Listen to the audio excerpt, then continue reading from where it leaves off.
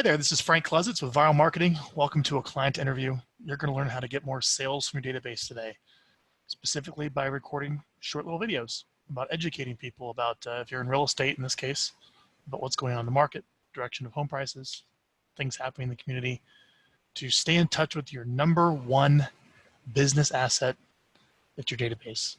It's all those relationships you have with your past clients, your centers of influence, all the people you know. And if you're not staying in touch with them, someone else probably is, and that business is going to go elsewhere. So as you know, here at Vyral, we help you do that.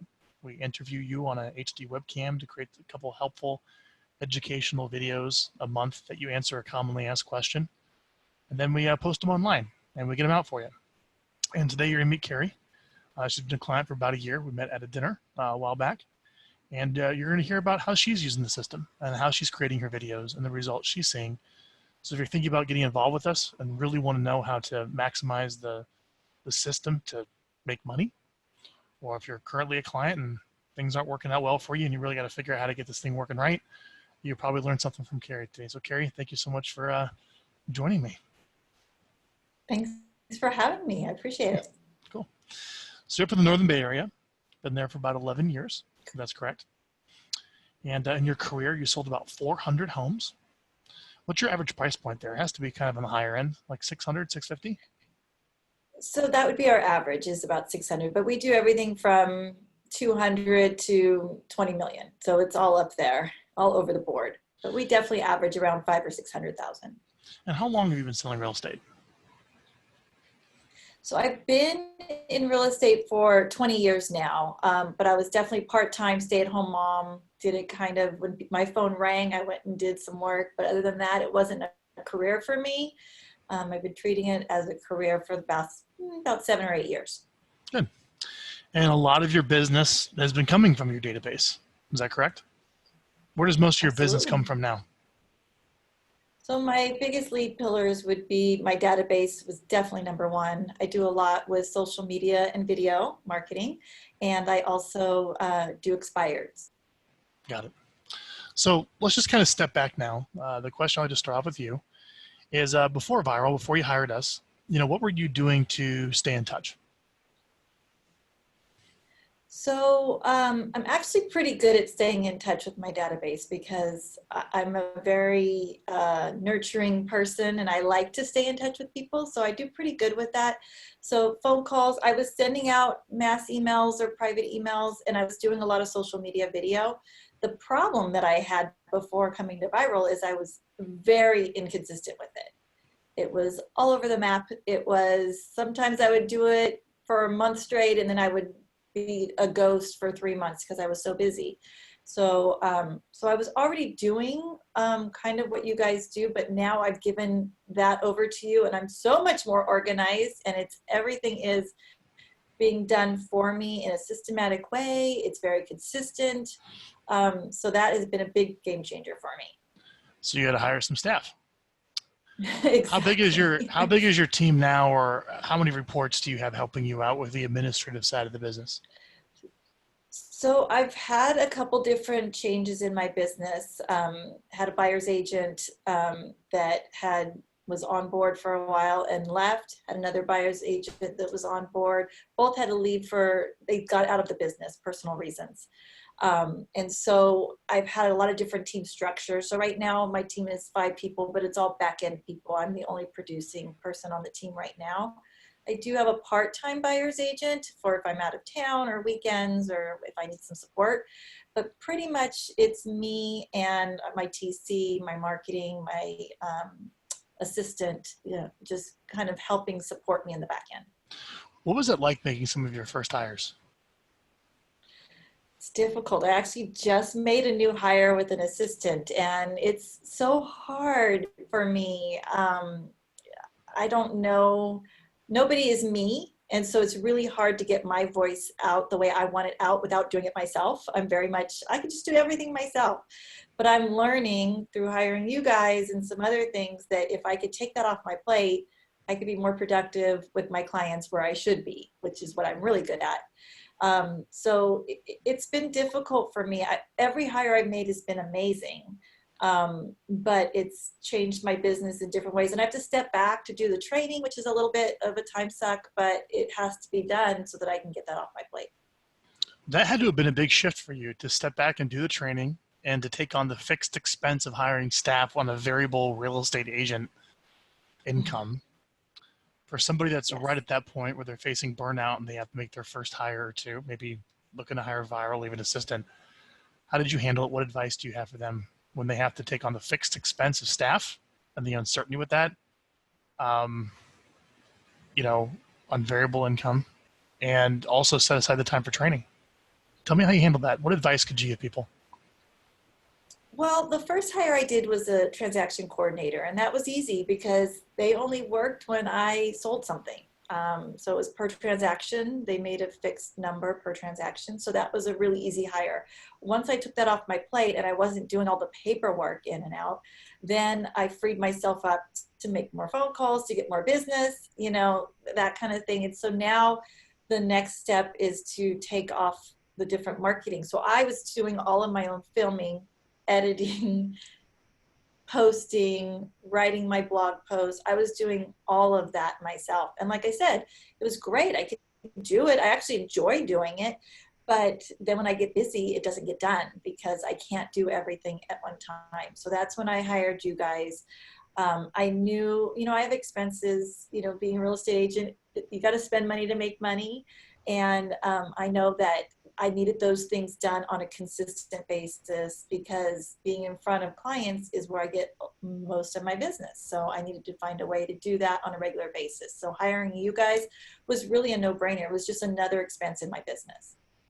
How did you handle giving up the control of the writing and the video editing and all of that to somebody else? That had to have been very hard because you enjoyed doing that and you got it Yeah. just right the way that you wanted. Whenever you hire Right. someone, it's never just right the way that you want. So how do you handle that? Yeah. That's a good question. I have learned over the years that anything is better than nothing. So that's number one. That's my big takeaway because I was doing nothing because I would get busy. And so even if what you guys produced was horrible, which it never is, but even if it was horrible, at least they're getting into my clients' emails. They're getting onto my website blog. They're getting out there. So number one, anything is better as long as it's consistent. That's number one. Number two is even when I do my own videos, I never watch them back. So you guys send me proofs all the time. I never watch them because if I watched even my own editing and my own videos, I would redo and redo and redo and redo. And so again, I like the fact that my videos are raw. They're just me. I make mistakes. I fumble on words. But that's who I am, and that's a real person. And so I don't have the polished videos that maybe Kyle Whistle might have or other people that, I've been doing this for so long. They're very polished. They're very proper. I'm kind of whatever. My videos are me, and I relate to my clients that way. So I think it resonates good. And then it makes it a lot easier that videos are what the videos are. That's how I am. That's how I talk. Love it. I've been asked many times to run Facebook ads just for what it's worth with commercials and very highly produced content, and no one watches it. I watch it on television or on YouTube, but not like usually online or for a quick video. And it's that short, simple webcam, maybe on your phone, personal connection message that really resonates well online. So let me ask you this question. You are stepping up and you're making video. You have a lot of things going on throughout the day, and video requires a time to sit down, slow down, think about what you're going to say, and shoot it, right? How do you handle getting your videos done? What systems do you have in place to get that content created from just a personal, maybe even emotional standpoint to get it done in the chaos of everything else that's going on in your business? One thing I learned by signing up with you guys is that I was making it way more difficult than it needed to be. So that's been something that I learned because I literally shoot like 5 videos at one time, and now I've got my content for 2.5 months. It's done. It took me 30 minutes. So I have a coat rack in my office, and I've got different wardrobes that are jackets that I could put over.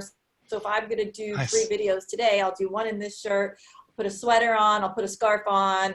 I do have a couple shirts. I might change the shirt, I'll pull my hair back for one, whatever it might be. So you as guys have it a little bit easier because you can, but for us as girls, we have to have different wardrobes and different things like that. But I still am doing 5 videos at one time. I do 60-second videos. So one thing about Vyral is it's every other week, which I love. But I want on my social media something every week. So on the opposite weeks that you guys don't put a video out, I do a 60-second video with my hedgehog. So they're Your just hedgehog? short little clips. I have a pet hedgehog. Oh, cool. And so I call it Countdown with Cross and Quill because her name's Harley Quill. And so I have strategically, every single one of those videos, I'm in the same outfit. So they're not filmed the same day, but I wanted the same look, and I didn't want to have to make wardrobe changes all the time. So I purposely use that same outfit for every one of those videos that go out every other Tuesday. So that's helped a lot too. So if you can get like a work type shirt that you can kind of always wear, I think that would help me as a girl. But the hardest thing that I have the biggest trouble with is coming up with content. And I take that from my life. I just had a bad appraisal come in. So I was literally, before I came on here, I was writing out what I'm going to say about bad appraisals and what that means and how we cope with that. I had a problem with the trash out at a house. So I'm going to do a video about that and how we take care of those kind of things. So the videos I do are things that my clients are struggling with, things that I'm getting questions about from different clients. I do steal some ideas from other people. I get your newsletter with ideas, and I kind of take some of those and I make them my own in my own voice, write up a short little script, and I just kind of speak from the heart on those things. Wonderful. How do you shoot your video? Do you do it the webcam interview style? How do you do it? Tell me the process to actually record the I video. now do your videos on the webcam, all of them with the microphone, the webcam. The videos that I do myself, I use my iPhone. I do have a microphone that I plug into it sometimes. Sometimes I don't use it. It kind of depends. Like I say, I'm very raw. This is me. So that look works for me. I do community videos a lot, and I just take my phone. I have a gimbal that I use to get the transition footage. But again, I'm very raw. Just, it doesn't have to be complicated. I don't want to spend a lot of money. I don't have a lot of time and money to put into it. So I say, don't be scared, just do it. I know I don't look the best in my videos, but that's what my clients see when I come to their house. So it is what it is. They're going to see me sooner or later. So tell me, when did you start doing video? When did you make that jump to get yourself on camera? So I've been doing video for over 3 years now. I was kind of one of the first in my area. I'm definitely the first that started doing community videos. I interview local businesses. I have a show called Knowing the 925 that I do. Because my last name is Cross, I've implemented the 12 Days of Crossmas with my community videos. So I do 12 videos in the month of December, and we give away prizes on Christmas Eve for everybody that shared the videos. So it's been, we call it the largest local social media giveaway in our area. So that's been a big push for us in our community videos. And when we do 12 together like that, they all feed off of each other. So if somebody found number 7, they'll go back and look at 1 through 12. So that's been kind of a thing. So I've done that now for 3 years. Mm-hmm. I love Instagram and Instagram stories. So I try to do a lot on that. So I've been kind of doing video a long time. The problem that I had was A, consistency, and B, whenever I sent out mass emails, like you guys send out emails on the blog every other week, they were going to junk emails. My mom was not getting my email that I was sending out. It was going into her junk email, which was like, So what? before us, you didn't really have a good email system to get it delivered? Well, I can name like 5 of the major email platforms that I use, and all of them had like really, really low inbox rate and even lower open rate. Hmm. And so when I met you guys, that was one of the first questions that I had asked you was, are they going into spam or are they going into email, and how's that looking? And so one of the things that I came aboard was to try out your system and see how good it was. And I've been blown away. That has been a game changer for me. I don't know what system you guys use compared to what everybody else uses, but A, they're getting into the mailboxes, and B, I have a way higher open rate than I've ever had before. So that alone has been so much valuable to me. Cool. Well, I'll share with everyone how that's done. So the email. So before we send an email to your list, we scrub all the emails through a service called Never Bounce, which removes all the emails that are like blacklisted or spam traps or gray mail or not good. And then we send it through a very reputable email server that is expensive. We use a service called Emma to send your emails. And then to make sure they get delivered, we set up, this is technical, but SPF and DKIM authentication with the domain to make sure it goes to your personal inbox. And then when we write the emails, we're grading them on what's called like a spam score of not using language or texts and links that tend to trigger that. So we make sure we have a very low spam score.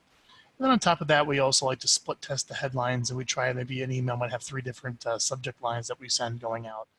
So we've kind of split tested some different headlines to get more deliverability. So when you have all those little things compounding, the stuff gets read. Isn't that nice, Kari? It's literally amazing. I love it. And I love that you have links in my email as well, because you send everybody back to my website, which Correct. is what the point is, right? So And to watch when the I video. do my other emails through the other systems, I never could figure out how to put links on there. So if you have a chance, Kari, go to Emma's website. It's myemma.com and download the app called Metric.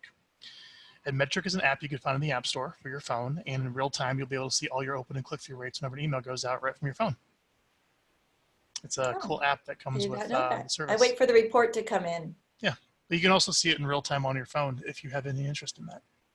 All right, wonderful. So how many people would you say you have in your real database now? How many legitimate contacts are in your list? So I've got 2,000 people in my database. 1,200 of them are on my email list. And I actually just got a report from you guys, so I know that it's 1,226 people. Wonderful. And there's probably 900 of those that I call at least quarterly, and 500 that I call even more than that. Great. So you're staying in touch. Yes. No doubt. What are you doing to add people to your database? You said you called expireds. Any strangers you talk to bring them into your Met list? A strategy for that? So yeah, so when I talk to my expireds, when I am making contact with them, a lot of times, it might be, oh, I put a tenant in it, so they're in there for a year. Oh, great, I'll call you in 8 months. Let me tell you I can offer this, give you updates about your property. So I'm getting their email addresses from those people. I'm also getting a lot of people through social media. So I do polls, like my Instagram stories has been a really good feed for me. I'm getting people from other states that are reaching out to me, asking me real estate questions. I just had somebody from Tennessee. So I'm answering her questions and I'm referring her to an agent in Tennessee. And I'll get a referral fee from that. So it's kind of a win-win. So my social media has been huge. It's another big value of mine. And so, but I did get her information. I put her in my database. I want her to know that I'm offering valuable information about buying and selling homes and other real estate things. So between social media, just, around town and my 9 to 5 videos, and the people that are interacting with me through that and through social media. I do a lot of messaging people when they like something or they watch something. I'll message them, and ask them a question and engage with them and have conversation and just come from a genuine place and then offer to add them to that list so they can stay on top of what's going on in the market. Got it. Doing a great job. You got it I going try. on. You do. I You got try. it really going on. I think I just want to go back to ask this question again. How did you overcome the fear of doing all this 3 years ago? I mean, this had to have been quite a shift. So I'm really an I don't care person. This is going to sound weird, but I feel like I'm a pretty genuine, good person. And if somebody doesn't like me, then they must have something wrong with them. That's kind of the mindset that I go with, right? Or they just don't know me that well enough. So the first thing I wanted to do was get them to know me better. And the only way I could do that is to be myself and kind of put myself out there, and this is who I am, and if you like me, then great, we should work together, and if you don't like me, then I'm not for you. So I don't want to waste your time, and it doesn't waste my time, and that's the thing.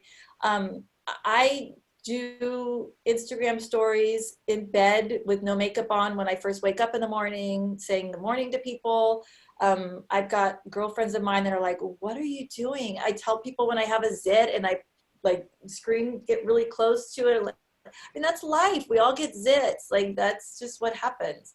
So I don't care. I want people to know who I am. And I think that they'll want to work with me, and they know that I'm an honest, genuine person that literally is looking out for their best interest. And if it's not right for them to buy or sell a house, I'm not going to try to help them buy or sell a house. I'm going to tell them this is not the right thing for you. I treat everybody like my family.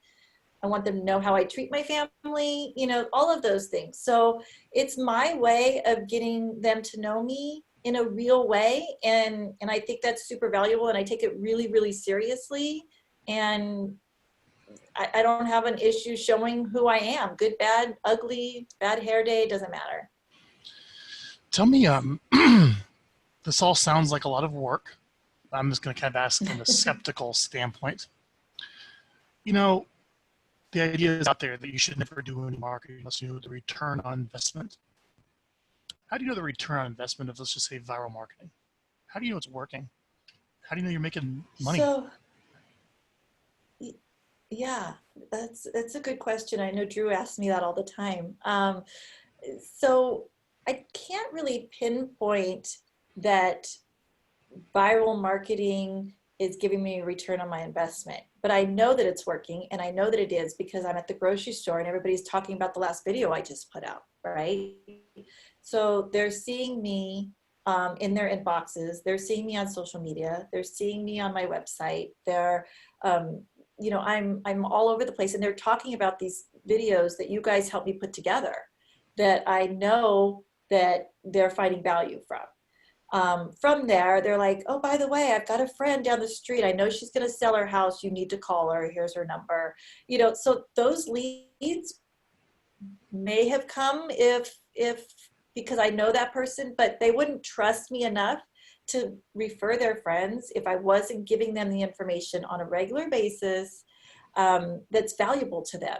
So that's what tells me that it's working. My numbers are going up. Not only that, but I used to sell more homes. Like last year I sold more homes than actually that's not true. I'm going to sell more this year. But when I had my buyer's agent, we sold more homes, but at a lesser cost. Right now I'm selling higher priced homes, and I'm getting higher price commissions. And I know that's because people know that I'm bringing more value now than I have before. I mean, I was always bringing the same value, but they didn't know about it. So now I'm in front of them, I'm in their inbox and on their social media. My blog post looks super professional. You guys do way better than what I was doing. So it looks like I know that what I'm doing, and I'm super professional, but I didn't do any of it. But I'm able to walk into listing appointments now, and I get my full commission. They're not even asking me for a price reduction. They already know that they want to work with me because they've seen what I've done to other clients. They know that my value is worth what I'm asking. Usually when I'm at the end of a listing appointment, they're asking me, so what is all this going to cost? Because they know that the value is more than with the average agent that's not doing all those things. So not only is it getting me more referrals because I'm in front of people, but it's also allowing me to get my full commission and not even have to cut commissions when there's people down the street doing 1% commissions. I'm getting 6. Nice. There's people down the street doing 1% commissions. I'm getting 6. That sounds like a pretty good headline to me. Yes. I'll take it. All right. I think that sums up how you measure the ROI on it. Okay, wonderful. So let's talk a little bit more. So you're sending this information out, and I think people understand that. You said we give you these reports a couple days after email goes out of the people that engaged with your material. Do you do anything with that list? Okay, I'm going to be honest with you. I'm not the best at that. I know that my rep Drew has been telling me what I'm supposed to be doing. I do go through the list. The people that I don't know or that I'm not in contact with or that I haven't reached out to in a while, I do make sure they move to the top of my list to make sure I follow up with them. I have a lot of the same people that are watching my videos. Like I have one lady that I know she's going to sell her house when her kids graduate from school. That's always been the goal when I sold her the house. They're living here till the kids graduate from school. So every time you guys send out a video, she clicks the link to go check the value of her home so that she could make sure she's on top of those things. So I don't need to call her every time because I know where she's at with that, but I do still stay in touch. But the ones that click those links that are searching for properties from that, or they're doing something from there that I haven't spoken to, that I don't know what their level of interest is, I am reaching out to them, letting them know, make sure they're finding value in the videos. The ones that I think should be clicking the links that are not, I reach out to them to make sure they're getting the videos, and it's usually, oh yeah, I saw that, but I was at a meeting, I saved it to my phone, I've got to go back and watch it again, those types of things. So I say I'm kind of doing it, but I'm not doing it probably to the extent that I could be, and I'm not utilizing as much as I probably should be. If you have an opportunity, I had to make a strategic decision at Vyral how to get our clients more results. Yes. And it's not making a better video, and it's not sending out more stuff, and it's not blowing money on Facebook ads. There's a point of diminishing returns. It's in calling the people and talking to the people that are engaging with your stuff. So we're building a call center right next door to our agency, and we will actually call those people on your behalf. The calls are recorded. We disclose they're being recorded. You monitor it. You get the first 30 days free, Kari, and my team is good. And you can hear and make sure they're representing your brand well. They reach out on behalf of you as your assistant to talk. Have you tried that? Do you have any interest? I have not yet tried that, but that's something I'll definitely have to talk. I got a meeting with Drew, so I'll talk to him about it. Yeah, you have to get over that fear of like, I really hope they represent me well and not mess up my database by saying the wrong thing or coming across unprofessional. And I have the systems in place to make sure that's being trained and enforced. So give it a shot. Pretty proud of it. What we're finding is that we're getting about a 25% contact rate. 1 in 4 people answer the phone. And for about 11 people we speak to, they want to buy or sell a home and say, call me back. Pretty sweet. All right. Interesting. I'll definitely check that out. Yeah. And then one of the things, do you have a relationship with a lender? I do. You do? One of the things you could do is have them participate in some of your videos that you send out, or have them participate in some of your marketing. And we have all of the RESPA documentation to have them financially contribute to lower your cost at Vyral. If you want to have them participate in any way. You ever thought of having another business, a complementary business? No, I didn't know that. Yeah. Yeah. A lot of times, a lot of real estate professionals will have like a real estate investor they send their investment grade deals to. Maybe a general contractor for people who want to fix up their home, maybe a property manager. Mortgage person's obviously very popular. But you can include a little advertisement for them in your videos at the very end and include them in your emails and your blog. And generally, they're happy to pay for that exposure. And we have all that paperwork for you if you ever are interested. So now, is that somebody that has to be on like for a set amount of time, or is it one time this person and one time this person? Well, that's a great question. So if they are on the settlement statement and it applies to RESPA law, there has to be proportional representation. So I have a very specific blog post. We hired a very expensive company to value what that would look like down to the minute of exposure. And there's a post on our website about that under how it works under the monthly. You can go see how you would include somebody on the settlement statement. If they're off the settlement statement, like a handyman or a daycare, car dealership, whatever you want, there's no requirements of proportional representation with how they are paying to contribute to participate in a co-advertising agreement. That's how that works. Interesting. Yeah, so go check it out. Very That's cool. available to you. Yeah. So you have the Okay. calling. You have the can contribute. The co-marketing is available. Have we sent any direct offers out to your list, like some of the magical emails that I write that kind of spike response? Have you tried any of those? So I have not, I have tried a couple, I got some emails from you that I was like, oh, that's kind of a good little twist on something that I've already kind of done. So I use those in my verbiage when I make some of my phone calls. Um, and so I really like how it's just a different way to make a call, because I know a lot of people don't like the phones. I actually love the phones, but a lot of people don't. And so having that kind of a script or a different way to make a phone call, a different value add when you're calling, a lot of people I know in my office would love something like that, because they're like, I don't have a reason to call my database. Well, I don't mind. I call for whatever. But that gives people a reason to call their database. So Mhm. I definitely think that is a big value add too. Cool. Well, let's go ahead and wrap this up. You're talking to somebody who might be thinking of getting involved with us, or you may be talking to a client that is wants to see more results. Give them some advice. Listen to Kari. She's going to tell you what to do. What's that advice, Kari? My advice is to 100% try it. I was a little skeptical because, like I say, when I joined you guys, I was already doing it. And so it was kind of like, what can you do that I'm not doing? And I do it for free, right? But then I realized I'm not doing it for free, because if I'm on the phone for an hour, I could make $10,000, or I could edit a video and write a blog post in an hour and I made nothing. You know what I mean? So the cost is so silly when we think about how much we make when we actually do our work. So that was a no-brainer for me. But that was my biggest thing. It was like, I'm already doing it, and then I found that once I did it, that not only was it the consistency there, but it got in front of my clients. Like I said, the way that you guys send it out was different than what I've used in the past.